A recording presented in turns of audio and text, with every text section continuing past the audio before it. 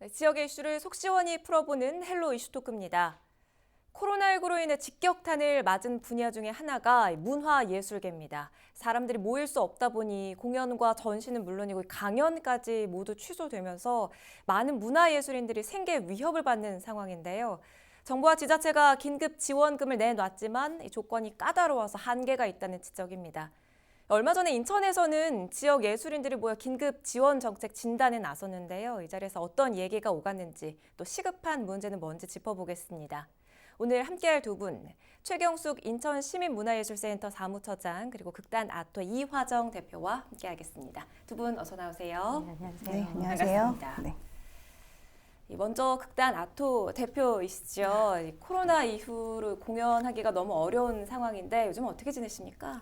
그냥 잠정 휴업 상태로 이제 언제 공연을 할 수 있을까, 공연 극장의 네. 문이 이제 열리기를 기다리면서 좀 준비를 해야 되지 않나, 잘 버티고 있습니다. 그렇군요. 네. 극단 소속된 예술인들도 마찬가지일 텐데 극단 운영은 그럼 어떻게 유지가 되고 있나요? 다들 사실 뭐 생계를 책임져 줄 수 있는 상황이 아니기 때문에 네. 극단 단원들도 자신들의 생계를 위해서 뭐 아르바이트를 하거나 이렇게 각자 잘 살아남기 위해서 잘 다들 버티고 있는 중이고요. 이제 대표로서 책임감이 좀 막중해서 어떻게 뭔가 이제 문이 다시 열렸을 때 조금 더 활발한 활동을 하기 위해서 이런저런 것들을 좀 기획하면서 준비를 하면서 시간을 보내고 있습니다. 그렇군요. 공연이 없으면 이 단원들의 경우 수입도 전혀 없는 상황일 텐데 참 네네. 쉽지만은 않은 그런 상황을 네, 보내고 맞습니다. 계실 것 같습니다. 연극뿐만이 아니고 또 인천에서는 다양한 문화예술 종사자가 있을 텐데 대략 어느 정도 파악을 해볼 수가 있을까요? 사실 인원을 파악하는 건 상당히 어려운 일이라고 생각을 네. 하는데 이번에 이제 인천 문화인들에게 긴급 지원을 인천문화재단에서 하게 돼서 네. 600명 정도의 규모를 지원을 했는데 거기에 1,200명 정도가 몰렸다고 하더라고요. 네. 그러니까 실제로 나는 좀 괜찮아서 지원을 안 한 사람, 지원 요건이 안 돼서 안 한 사람 이런 사람들이 있다고 봤을 때는 뭐 대략 5, 6천 명에서 10,000명까지도 볼 수 있지 않을까 생각을 합니다. 네. 근데 예, 이 다양한 종사자들의 소위 문화예술 종사자라고 표현을 해주셔서 감사한데 보통은 예술인 이렇게 표현을 하다 보니까 기획자나 그다음에 시스템 운영 팀들, 스태프들 이런 분들이 또 많이 제외가 되기도 합니다. 그렇군요. 또 네. 어떤 시각으로 바라보느냐에 따라서 포함되기도 하고 안 되기도 하고 경계가 모호하다고 볼 수도 있을 네, 것 맞습니다. 같습니다. 이 날 참 좋은 이 5월이 가장 공연과 축제 또 예술이 많은 시기이죠. 예년 같으면 참 바쁘실 두 분이실 텐데요. 코로나19가 확산되면서 이 축제부터 방과 후 수업까지 모두 취소됐습니다. 이 경제적으로 좀 따질 수는 없겠지만 실제로 수입이 얼마나 줄었는지 궁금합니다. 이게 파악이 되고 있나요? 실제로 이제 뭐 사람마다 다 다르고 예, 저희 같은 경우는 단체로 운영되고 월급제인 곳이기 때문에 네. 조금 다르긴 하겠지만 예년에 비해서 평균 50% 정도의 수입이 그러니까 잡혀 있는 것이 그 네. 정도고요. 문제는 지나가면서 이게 취소가 된다거나 축소가 된다는 일이 지금 계속 벌어지고 있어요. 네. 저희 같은 경우도 1월까지만 일을 한 상태고 2월부터는 전면 다 취소가 돼 있는 상태고 네. 6월부터 다시 재개가 되려고 하는데 이것도 축소해야 되지 않냐 이런 이야기들을 계속 듣고 있는 상황이라서 실제로는 절반 이상으로 아주 힘들 거라고 예상이 됩니다. 50%라고 분석은 해주셨지만 실제는 그보다 더 큰 퍼센테이지를 차지할 것이다 라고 말씀을 하셨어요. 네. 가장 활발할 시기인데 참 안타깝습니다. 타격이 가장 심한 분야는 어딘가요? 사실은 예술가라는 이름으로 활동을 하는 사람들 대부분이 이 사태가 아니어도 평균적으로 급여가 그러니까 벌이가 제일 낮은 집단이잖아요. 특히나 그 중에 연극 같은 경우는 직종 중에서도 1, 2위를 다툴 정도로 네. 힘이 든 상황입니다. 네네. 근데 이번에 이제 이 행사가 전면 취소되면서 온라인으로 많이 사업들이 변경되고 있는데 온라인으로 가능한 것과 가능하지 않은 것들이 있어요. 그래서 개인 예술가들, 뭐 노래를 하시는 분들 이런 분들은 그야말로 연습하시거나 연주하시는 거를 영상에 올릴 가능성도 있지만 네. 그렇지 않은 미술 작가라든가 그다음에 대규모로 모여서 해야 되는 작업들이라든가 이런 작업들은 내 작품을 보일 공간 자체를 아직 찾지 못하고 있다고 보셔야 될 것 같고 네. 거기서 더 한층 나아가면 그걸 기획하고 거기에 이제 뭐 음향, 조명, 네, 이런 영상 이 분야에 대해서 어떤 스텝으로 일하셨던 분들이 또 같이 멈춰 있는 상태라고 보시면 될 것 같습니다. 그리고 또 하나는 이제 예술가로 진입한 청년들이라든가 이런 분들은 내가 이력도 없어서 나를 불러주는 사람도 없는데 내가 스스로 그런 공간을 만들 수도 없는 네. 그런 입장은 힘들다고 봐야죠. 그렇군요. 이제 막 꿈을 찾은 네, 이 예술 그렇습니다. 새내기들은 더 상황이 어려울 것 같습니다. 가장 타격이 심한 분야를 이제 연극 분야로 꼽았는데 대표님 동의하시나요? 많이 힘드시죠, 사실은. 네, 사실 뭐 수입이 얼마나 줄었어라고 얘기를 할 때 사실 연극 이 파인아트라고 순수 이제 예술 활동을 하시는 분들 같은 경우는 이제 수입이 거의 제로 상태로 지금 6개월 이상을 버티고 있는 거거든요. 네. 그러니까 창작 활동이 일어나지 않으면 수익이 발생할 수 없는 그리고 많은 예술가들이 이제 수익이라든지 생계를 위해서도 그렇고 예술 교육 쪽에도 많이 일을 하세요. 네. 근데 교육 자체가 또 가치 중단이 된 상태이기 때문에 저희 단원들 같은 경우에는 이제 예술 활동으로 수익이 거의 제로예요. 그래서 굉장히 미안하기도 하고 심지어 극단의 한 단원은 결혼을 앞두고 있었는데 그래서 연극을 그만두는 이유 안에 한 명이 극단을 좀 떠나는 일을 좀 겪고 있고 그러니까 사실은 되게 힘들게 활발히 활동할 수 있게끔 성장을 시켰는데 계속 이렇게 이 바닥에 남아있지 못하는 상태가 벌어지는 거죠. 이게 굉장히 안타깝게 생각을 합니다. 네, 지금 코로나19로 사상 초유의 일들이 벌어지고 있습니다. 이 정부와 지자체에서도 예술인들을 위한 특별 재난 지원금 등의 대책을 내놨는데요. 특히 인천만 해도 지난 4월에 22억 원을 신속히 투입하겠다고 밝혔고 또 최근에는 인천형 예술인 지원 사업을 또 시행하고 있어요. 그렇죠? 네. 관련돼서 좀 설명을 해주시죠. 말씀드린 것처럼 600명 지원을 30만 네. 원씩 지원을 하는 아주 발빠른 정책을 인천시에서 맨 처음에 했기 때문에 저희도 무척 칭찬에 마땅할 일이라고 생각을 합니다. 다만 그 지원금이 긴급하게 빨리빨리 처리되려고 하는 와중이어서 그런지 현실에 대한 반영이 잘 안 되어 있는 안타까움이 좀 있었어요. 네. 이번에도 한 1,200명 정도가 몰려서 절반 정도가 지원받았다고 들었는데요. 첫 번째는 인천에 살지는 않았는데 인천에 기반을 두고 활동했던 예술가들이 상당히 많습니다. 그러니까 예를 들면 인근 부천이라든가 서울에 네. 집은 그쪽인데 실제로 극단이 인천이라든가 단체가 인천이어서 활동한 사람들한테는 이번에 해당 사항이 없었어요. 주소지를 기반으로 지원금이 네. 지원되기 때문에 혜택을 근데 받지 못하는 이제까지 사람들. 예술인 지원 사업은 인천에서의 활동 실적이 있으면 다 지원을 할 수 있었고 네. 그게 다 경력으로 쌓아졌었는데 이번 지원에서만 이상하게 그게 빠졌더라고요. 네. 그러다 보니까 한 단체에서도 받는 사람과 못 받는 사람이 나눠질 수가 있었고요. 또 하나는 대부분 고용 상태가 아닌 사람들이 많기 때문에 네. 건강보험 같은 경우가 남편의 밑으로 돼 있거나 아니면 부모님의 밑으로 되어 있는 경우에 건강보험료 산정이 기준치를 넘었기 때문에 아예 신청을 못하는 네. 그런 상황이 된 적도 있었고요. 또 하나는 이 직종에 부부 둘 다 여기서 근무할 경우에 한 명만 되는 거예요. 네. 그런데 현실적으로는 둘 다 이 분야에 있으면 더 힘들거든요. 그렇죠. 근데 이제 한 사람만 또 대준다거나 이런 경우가 아쉬움으로 좀 남습니다. 그래서 네. 조금 더 현장의 이야기를 들었더라면 그런 부분들을 좀 보완할 수 있지 않았을까 하는 아쉬움이 있습니다. 긴급 대책이니만큼 좀 네. 아쉬운 점들에 대해서 짚어주셨는데요. 또 인천시가 예술인들 특별 재난지원금, 대관료 환불 피해 지원, 온라인 예술활동 지원 등의 사업을 펼치고 있는데 실제 현장에서 예술인들이 어떻게 느끼고 있는지 궁금해요. 좀 도움이 되나요? 어떻습니까? 이게 장르마다 특징이 좀 있을 것 같아요. 그래서 특별재난지원금 같은 경우에는 사실 저희 같은 단체는 10명 중에 반이 받고 반이 못 받았거든요. 네. 그러면 사실 단체 안에서 같이 활동을 했는데 받고 못 받고가 이제 누구는 배제되고 이거에 대해서 사실 받아도 막 마냥 좋아할 수 없는 상황. 그래서 이제 저희는 다 같이 그럼 모아서 공평하게 n분의 1로 이렇게 뭐를 하자. 네. 이렇게 할 수 있는데 이게 개별 예술가들 같은 경우 이게 불가능하잖아요. 네. 떨어지면 그냥 아예 떨어지는 이제 그런 것들이 또 되고 있고 뭐 이 대관료 환불 피해지 뭐 이런 거 같은 경우에는 사실 지원 사업의 발표들이 3월에 다 이루어졌단 말이에요. 네. 그래서 대관 자체를 할 수 없는 상황하고 맞물려서 돌아가기 때문에 대관료를 막 환불하거나 이런 일이 많이 벌어지진 않아요. 그래서 대관료 환불 피해 지원 같은 경우에는 사실 이 극장에서 공연을 하는 공연계 쪽에서는 이게 그렇게 커다랗게 뭐 이득을 본다거나 이게 사실적으로 뭐큰 도움이 되거나 이러지는 않아요. 남의 얘기처럼 이렇게 들리는 거죠. 대관을 이루어지지 못했으니까. 그리고 공연 의뢰가 들어와도 계약서라는 거, 공연 계약서라는 게 이제 다 이렇게 작성을 먼저 사전에 계약서를 뭐 해서 이렇게 피해를 입었어라고 보상을 받을 수 있는 그 시스템이 또 잘 되어 있지 않아요. 네. 그렇기 때문에 이게 현장성하고 조금 거리감이 있지 않았나라는 생각도 합니다.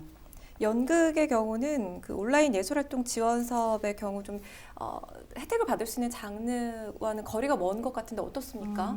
지금 공연을 온라인으로 막 이렇게 보여주는 것들이 좀 활발하게 전국적으로 일어나고 있어요. 네. 그런데 굉장히 좀 우려되는 면도 있거든요. 그래서 외국의 되게 유명 작품 같은 경우에는 사실 저작권이나 그 영상을 사실은 사서 이렇게 해도 문제가 안 되는데 네. 국내 창작자들의 작품에 대해서는 저작권이나 창작 저작권, 공연권 이런 것들에 대해서 어떤 계약서라든지 이런 상황이 벌어졌을 때 어떻게 한다라고 하는 것들이 아직 준비가 되어 있지 않은 상태에서 사업을 실행하기는 해야 하는데 방법이 없으니까 이제 여태까지 실행한 거에 대한 이 사업비를 주기 위해서 급하게 이렇게 이제 활용을 하고 있는 네. 건데 요거에 대해서는 지속적으로 좀 되게 준비를 좀 탄탄하게 하고 가야 되는 것 같아요.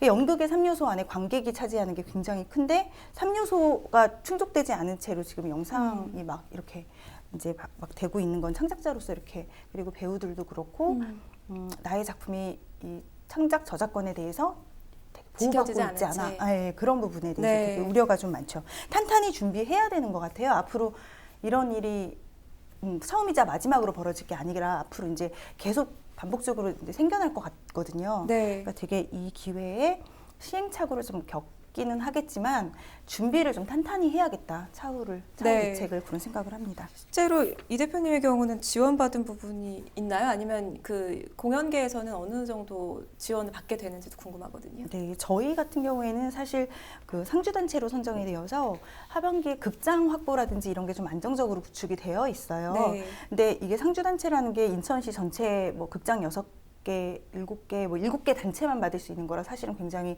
운이 좋은 케이스고요. 네. 보편적인 이제 단체들 같은 경우에는 지원, 그러니까 작품 선정, 창작 선정이 됐어도 극장을 확보하지 못하는 상황이 벌어질 거예요. 왜냐하면 네.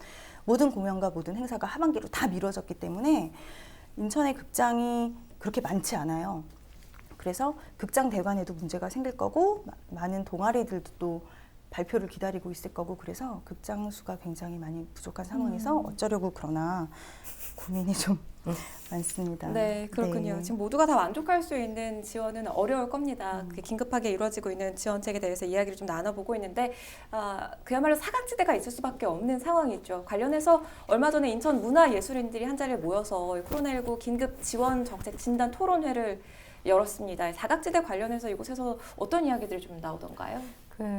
뭐 사각지대는 사실 아까 이야기에서도 좀 나온 거라 뭐 신임 예술가라든가 이런 여러 가지가 있다고 생각을 할 수 있는데 예를 들면 그런 게 있어요. 인천에 단체를 중심으로 활동하는 그러니까 극단처럼 예를 들어서 극단 이름 아예 프로젝트별로 보통 모이거든요. 예술가들이. 네. 그러다 보니까 주인공으로 주요 배우 이렇게 캐스팅된 분들은 당연히 이 홍보물에 이름이 올라간단 말이에요. 네. 그런데 그렇지 않은 분들이 있어요. 예를 들면 업체 안에 스텝으로 오신다거나 그다음에 뭐 무대 감독이라든가 이런 거를 자세하게 이렇게 표시를 해주지 않았었거든요. 이제까지는.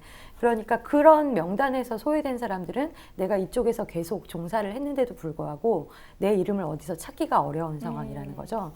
또 하나는 고용의 형태로 되어 있다고 하더라도 단체가 대부분 비영리 민간 단체로 되어 있거나 이렇기 때문에 단체에서 월급은 책정되어 있으나 단체 자체가 월급을 줄 수 있는 형편이 아닌 상황인 거예요. 네. 그런데 우리나라는 4대 보험을 안 내면 문제가 생기기 때문에 월급이 안 나가도 4대 보험료를 내는 경우가 있어요. 그렇다 보면 이번에 이제 업체들에게 지원되는 어떤 지원금들, 대출금들 이런 것들이 봤을 때 너네는 휴업을 안 했네. 니네는 4대 보험을 다 낸 거 보니까 급여가 나갔네라는 판단으로 되는 거죠. 근데 실제로 그게 저희 단체인데 저희 단체 같은 경우에도 1, 2, 3월이 원래 비수기여서 원래 100% 임금이 다 못 나가는 상황이거든요. 그게 이제 나중에 지급되는 거를 약속하면서 서로 합의하고 있지만 4월 같은 경우는 한 3분의 1도 못 나간 상황이에요. 그런데 4대 보험료는 다 낸 거죠. 이런 경우는 또 다른 피해 지원을 받기가 조금 힘든 상황이다 이렇게 볼 수 있습니다. 자, 이렇게 예술인들이나 특수고용직을 위해서 이 고용보험법이 지금 통과가 됐는데 그렇다면 이 고용보험법이 대안이 될 거다 이렇게 보십니까? 이번에 모든 지원금이나 갑작스럽게 네. 만들어지는 법 제정이 시작의 의미로서는 다 의미가 있다고 생각을 하지만 실제로 전체 예술인 중에 고용이 되어서 노동을 하는 경우는 전체의 5% 정도도 안 된다고 지금 알고 있어요. 그러니까 영화계 쪽이라든가 뭐 방송계 쪽이라든가 이런 쪽들은 잠시 임시라도 비정규직으로 고용이 되지만 실제로 모든 예술 사업들은 대부분 프로젝트별로 진행이 되기 때문에 네. 프로젝트에서 6개월을 일하는 동안 너에게는 50을 줄게 이런 식으로 계약이 되는 경우가 많고 네. 이게 또 계약서가 없이 진행될 때도 많습니다. 그래서 일단은 예술가 자체들이 지금 이 상황에 대한 고용 보험이 되더라도 그거에 대한 대처 능력이 아직 안 되어 있는 상황이에요. 그리고 벌이가 안정치 않은 상황에서 이게 과연 실효성이 있을까?